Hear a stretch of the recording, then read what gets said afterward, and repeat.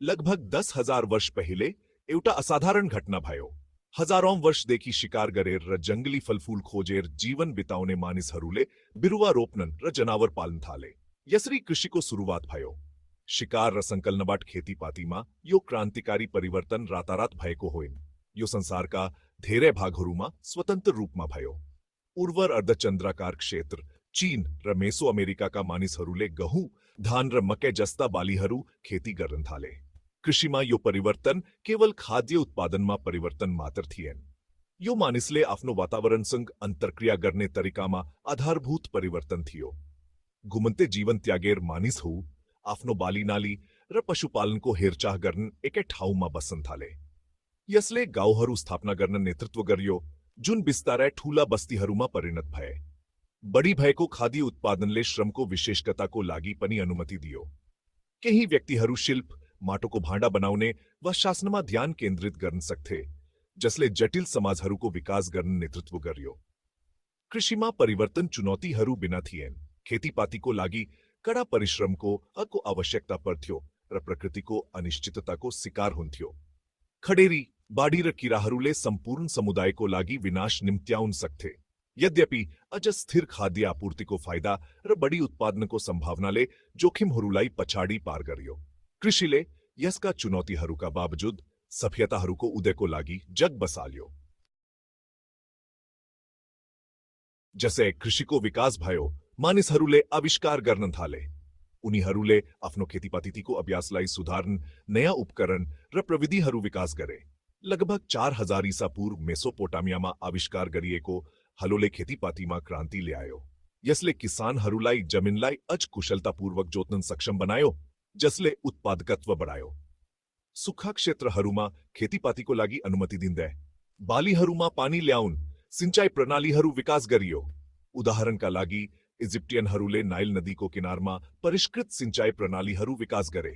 यी प्रगतिहरूद्वारा सम्भव भएको बढी भएको खाना र स्रोतहरूका साथ मानव समाजहरू फस्टाए। शहरहरू ठूला भए र व्यापारिक सञ्जालहरूले टाढाका समुदायहरूलाई जोड्दै विस्तार गरे। यस युगले सुमेरियन र इजिप्टियनहरूदेखि सिन्धु घाटी सभ्यता र प्राचीन चिनिया राजवंशहरूसम्मका शक्तिशाली साम्राज्यहरूको उदय देखियो। यी सभ्यताहरूले जटिल सामाजिक संरचनाहरू, लेखन प्रणालीहरू र स्मारकीय वास्तुकला विकास गरे। उनीहरूले गणित, खगोल विज्ञान र चिकित्सामा उल्लेखनीय प्रगति गरे। कृषिको विकास र सभ्यताहरूको उदय एकअर्कासँग जोडिएका थिए। कृषिले जनसङ्ख्या वृद्धि, शहरीकरण र श्रमको विशिष्टताको लागि जग प्रदान गर्यो। यसले बढी भएको स्रोतहरूको सञ्चयको लागि अनुमति दियो, जसले व्यापार, आविष्कार र जटिल समाजहरूको विकासलाई बढावा दियो। कृषिको कथा भनेको मानवीय प्रतिभा र हाम्रो वरपरको संसारलाई आकार दिने हाम्रो स्थायी खोजको कथा हो। रोमन साम्राज्यको पतनपछि युरोप मध्य युगमा प्रवेश गर्यो। यस अवधिमा कृषि सामन्ती व्यवस्थाद्वारा आकार दिएको थियो।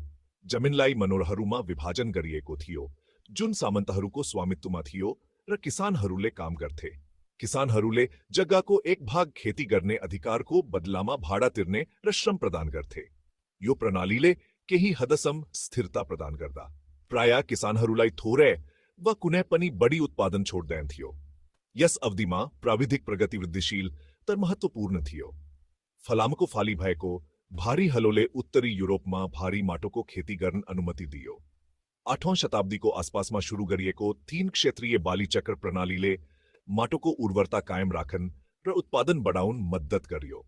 यी आविष्कारहरू सापेक्षिक शान्ति र स्थिरताको अवधिसँग मिलेर कृषि उत्पादनमा क्रमिक वृद्धि भयो। यस अवधिमा मठवादी व्यवस्थाको उदय पनि देखियो, जसले कृषि विकासमा महत्त्वपूर्ण भूमिका खेलेको थियो। मठहरू प्राय सिकाइ र प्रयोगका केन्द्रहरूको रूपमा सेवा गर्थे। उनीहरूले पुरातन ज्ञानको संरक्षण गरे र खेतीपाती, पशुपालन र खाद्य संरक्षणका लागि नयाँ प्रविधिहरू विकास गरे। भिक्षुहरूको सूक्ष्म रेकर्ड किपिङले मौसम ढाँचा, बाली उत्पादन र त्यस समयको कृषि अभ्यासहरूमा बहुमूल्य अन्तर्दृष्टि प्रदान गर्यो। 15औं शताब्दीले अन्वेषणको युगको सुरुवातलाई चिन्ह लगायो। युरोपेली अन्वेषकहरूले विश्व पालसेट गरे, नयाँ भूमिहरू, संस्कृतिहरू र कृषि अभ्यासहरूको सामना गर्दै। જાનર બાલીહરુકો યો આદાન પ્રદાન લે વિશ્વવ્યાપી કૃષિમાં ગહીરો પ્રભાવ પારેકો થયો. ઉદાહરણ કા લાગી કોલંબસ કો અમેરિકા કો યાત્રા લે આલુ ગોલભેડા રમકે જસ્તા બાલીહરુ યુરોપમાં ભીતરડ્યાયો. બદામ ર ખુરસાની જસ્તા अन्य बालीहरू संगे ये नया बालीहरू ले यूरोपेली खानाहरूमा विविधता ले आए र जनसंख्या वृद्धिमा योगदान पुर्याए. कोलंबियन एक्सचेंज जस्ता यो भनिन्छ यसको बेफाइदाहु बिना थिएन. यूरोपेली रोगहरूले अमेरिकामा आदिवासी जनसंख्यालाई नष्ट કર્યો, जबकि ट्रांस एटलांटिक दास व्यापार बगैंचामा श्रमको मागले बढ़ावा दियो. लाखोन अफ्रीकीहरूमा अख्थनीय पीड़ा ले आयो. अन्वेषण को युगले अमेरिकाમાં ठूलो मात्राમાં બગેન્ચાકો સ્થાપનાકો નેતૃત્વ કર્યો. યુરોપેલી બજારહરુકો લાગી ચીની, સુરતીર કપાસ જસ્તા નગદ બાલીહરુ ઉત્પાદન કરદે. યો બગેન્ચા અર્થતંત્ર દાસશ્રમમાં ધેરે નિર્ભર થયો र વાતાવરણમાં વિનાશકારી પ્રભાવ પારેકો થયો. જસલે વન ફોડાની રમાટોકો ક્ષયકરણ નિમત્યાયો. યસ અવધિકો વિરાસતલે વિશ્વવ્યાપી કૃષિ અભ્યાસ વ્યાપાર ઢાંચાહરુલાઈ આકાર દી રહેકો છે. खंड 5 औद्योगिक क्रांति यांत्रिकीकरण ले जरा गाढ़ छ. 18वीं शताब्दी ले औद्योगिक क्रांति को उदय देखियो. अभूतपूर्व प्राविधिक प्रगति को यस अवधि ले कृषि में गहिरो प्रभाव पारे को थियो. बीउ ड्रिल, रीपर र थ्रेसिंग मेसिन जस्ता मेसिन हरू को आविष्कार ले खेती पाती को अभ्यास में क्रांति ले आयो. ये मेसिन हरू ले बाली रोपने, काटने र प्रशोधन करने काम में आवश्यक परने श्रम को मात्रा में थूलो मात्रा में कमी ले आए. बाफ इंजिन को विकास ले कृषिलाई अच परिवर्तन करियो. बाफ बाट चलने ट्रैक्टर हरूले घोड़ा र गोरु हरूलाई प्रतिस्थापन करे, जसले जोतने र काटने गति बढ़ियो. रेल मार्ग ले लामो दूरीमा कृषि उत्पादनहरूको ढुवानी सक्षम बनायो. देख ग्रामीण किसानहरूलाई शहरी बजारहरूमा जोड दे. औद्योगिक क्रांतिले कृषि उत्पादकत्व र दक्षतामा उल्लेखनीय वृद्धि गर्यो. यद्यपि यी प्रगतिहरूको सामाजिक र वातावरणीय परिणामहरू पनि थिए. कृषिको यान्त्रिकीकरणले कृषि मजदूरहरूलाई विस्थापित गर्यो, जसले शहरीकरण र औद्योगिक शहरहरूको विकास गर्न नेतृत्व गर्यो. कृषि उत्पादनहरूको बढ्दो मागले पनि कृषि भूमिको विस्तार गर्न नेतृत्व गर्यो. प्राय वन र प्राकृतिक वासस्थानको खर्चमा औद्योगिक क्रान्तिले मानिस र वातावरण बीचको सम्बन्धमा एक महत्वपूर्ण मोड ल्यायो. 20वीं शताब्दी को मध्यमा हरित क्रांति को रूप में चिनिने अर्को कृषि क्रांति को साक्षी रहियो. यो अवधि विशेष गरी धान र गहुं को उच्च उत्पादनशील जातहरू को विकास और व्यापक रूप में अपनाएको थियो. यी नयाँ जातहरू मल, कीटनाशक र सिंचाई को बढ्दो प्रयोग सँगै विश्वव्यापी खाद्य उत्पादनमा नाटकीय रूप में वृद्धि भयो. हरित क्रान्तिलाई विकासोन्मुख विश्वका धेरै भागहरूमा अनिकाल टार्ने र उल्लेखनीय जनसंख्या वृद्धिमा योगदान पुर्याएको श्रेय दिइन्छ. यद्यपि यसको अनायासै परिणामहरू पनि थिए. रासायनिक इनपुटहरूमा धेरै निर्भरताले माटोको क्षयरीकरण, पानी प्रदूषण र जैविक विविधताको हानि जस्ता वातावरणीय समस्याहरू निम्त्यायो. केही मुख्य बालीहरूमा हरित क्रान्तिको ध्यानले कृषि जैविक विविधतालाई पनि घटायो. हरित क्रान्तिको विरासत जटिल र बहुआयामिक छ. यसले निस्सन्देह लाखौं मानिसहरूलाई भोकमरीबाट बचायो र विश्वव्यापी कृषिलाई रूपान्तरण गर्यो.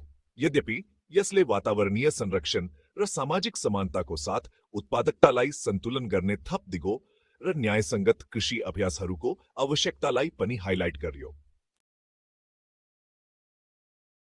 आज कृषि तीव्र गतिमा विकसित भइरहेको छ. डाटा र प्रविधि द्वारा सञ्चालित सटीक कृषिले बालीहरू उब्जाउने र व्यवस्थापन गर्ने तरिकालाई रूपान्तरण गरिरहेको छ. बाली स्वास्थ्यको निगरानी गर्न, सिंचाइलाई अनुकूलन गर्न र आवश्यक पर्ने ठाउँ र समयमा इनपुटहरू लागू गर्न सेन्सरहरू, ड्रोनहरू र जीपीएस निर्देशित मेसिनरी प्रयोग गरिन्छ. यी प्रविधिहरूले दक्षता बढाउन, फोहोर कम गर्न र खेतीपातीको वातावरणीय प्रभावलाई कम गर्न मद्दत गरिरहेका छन्. दिगो र जैविक खेती अभ्यासहरूतर्फ पनि बढ्दो आन्दोलन छ. जैविक कृषिले सिन्थेटिक कीटनाशक, जडीबुटी र मलको प्रयोगलाई निषेध गर्छ. प्राकृतिक इनपुट र बाली चक्रमा ध्यान केन्द्रित गर्दछ. ठाडो खेती, हाइड्रोपोनिक्स र एक्वापोनिक्स भनेको शहरी वातावरणमा खाना उत्पादन गर्न अन्वेषण गरिँदै आएको नवीन विधिहरू हुन्, जसले यातायात र जमिनको आवश्यकतालाई कम गर्दछ. उपभोक्ताहरूले आफ्नो खाद्य प्रणालीमा पारदर्शिता र स्थिरताको माग बढाउँदैछन्. किसान बजारहरू, समुदाय समर्थित कृषि एसे कार्यक्रमहरू र फार्म टु टेबल रेस्टुरेन्टहरूले लोकप्रियता प्राप्त गर्दैछन्. उपभोक्ताहरूलाई उनीहरूको खानाको स्रोतसँग सिधै जोड्दै આધુનિક કૃષિલે ભાવિ પુસ્તાકા લાગી વાતાવરણ કો સંરક્ષણ કર દે બડો વિશ્વવ્યાપી જનસંખ્યા લાઈ ખુવાઓને ચુનौती को सामना गर्च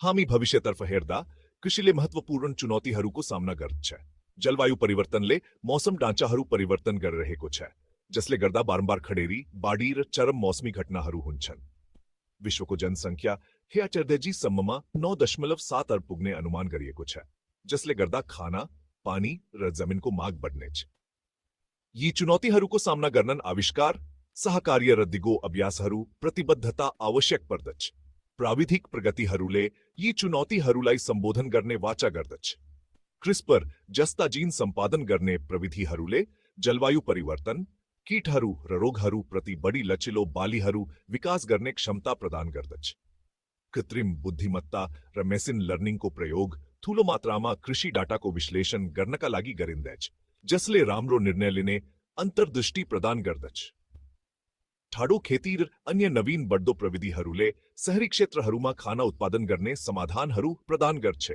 युवाहरूले कृषिको भविष्यलाई आकार दिने काममा महत्वपूर्ण भूमिका खेल्नेछन् विश्वव्यापी खाद्य प्रणालीहरूले सामना गरिरहेका चुनौतीहरूको नवीन समाधानहरू विकास गर्न उनीहरूको रचनात्मकता जोश र प्राविधिक ज्ञान आवश्यक छ नयाँ प्रविधिहरू विकास गर्नेदेखि दिगो अभ्यासहरूलाई बढावा दिनेसम्म युवाहरू कृषि क्षेत्रमा महत्वपूर्ण योगदान पुर्याउन तयार छन् हजारौं वर्ष पहिलेको विनम्र सुरुवातदेखि कृषिले मानव सभ्यतालाई आकार दिएको छ यो जनसङ्ख्या वृद्धि शहरीकरण र जटिल समाजहरूको विकासको पछाडिको प्रेरक शक्ति भएको छ कृषिको कथा भनेको मानवीय प्रतिभाको प्रमाण हो परिवर्तित परिस्थितिहरूमा अनुकूलन गर्ने हाम्रो क्षमता र आफूलाई र भावी पुस्ताहरूलाई खुवाउने हाम्रो स्थायी खोज हामी 21औं शताब्दीका चुनौतीहरूको सामना गर्दा हाम्रो कृषि अतीतबाट सिकेका पाठहरू समझनु आवश्यक छ हामीले त्यस्ता कृषि प्रणालीहरू सिर्जना गर्न प्रयास गर्नुपर्दछ जुन उत्पादक मात्र होइन तर दिगो न्यायसङ्गत र लचिलो पनि छन् कृषिको भविष्य अतीतबाट सिक्ने आविष्कारलाई अँगाल्ने र सबैका लागि अझ बढी न्यायपूर्ण र दिगो खाद्य भविष्य सिर्जना गर्न मिलेर काम गर्ने हाम्रो क्षमतामा निर्भर गर्छ